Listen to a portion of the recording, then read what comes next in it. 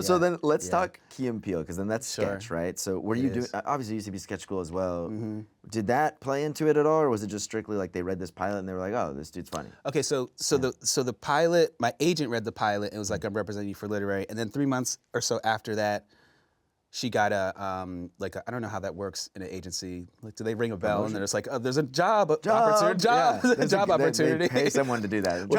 Job. And whoever gets there first gets the job. Yeah. Key and Peele basically put out a agent blast and was like, Classic, "We're looking for a writer because Jordan and Keegan were headed to the stratosphere because Key and Peele was doing so well and they were about to be on Fargo."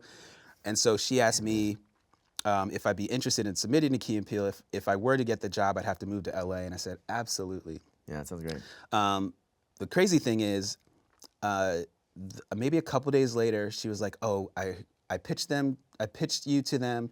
They're really excited. Can you send me this web series that you did and anything that you feel like just like exemplifies kind of like your tone?" So I send my agent those videos, and then I think that is my submission. So I don't, like, initially she was like, "You have to write a packet of 4 to 6 sketches that could be on air tomorrow."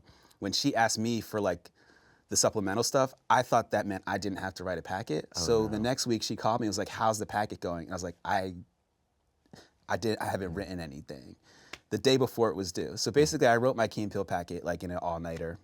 And you got it. And I got it, yeah. Do you feel like sometimes the 11th hour is like when the best stuff just kind of like... That's my time. That's when you do I don't know your why I shit? said it like that, but yeah. I thought you were like, "That's my time," and then you were leaving. I was like, "Oh shit, okay." Yeah, the 11th hour is my That's time. my time. Don't ever ask me that question again. I am a night owl. Yeah. And I do think the pressure, something did feel right about that show, at least my fit in that show. And yeah, I don't know. I think I do work well under pressure and with a time constraint. It's interesting. The last sketch I wrote, I sent the sketches in to my agent. She read them. She's like, "These all make sense." And that's There's games here. That's all they say, and that's fine. Yeah. These all make sense. There's games here. She's like, "Should I send them in?" And I had one more idea, and it was at lunch at my advertising job. So I wrote my last sketch. Oh, this was still advertising. Yes, job I time. was. I worked. That's I worked at advertising until 4 days before I started on Key and Peele. I worked the whole time. That's crazy. Yeah, and so I was like, I had this idea for this sketch called "King is Watching."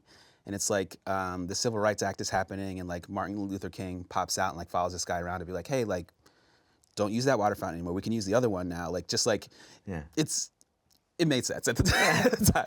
I get it. It's like new. Like it's like we did it, and he's just like following Keegan around, and Keegan's like, "Hey, man, like, chill." I know. Yeah. And so I write that sketch over lunch, and then she submits the packet, and then once I started the job. The Key and Peele writers, we go to this place, Delancey's, right next to Sunset Gower Studios. I think I know that place. Yeah, and Jordan told me, he was like, "King is Watching" is like what made us like, that was the thing that like put you over the top. Damn. So the sketch that I was potentially not even going to include in the packet.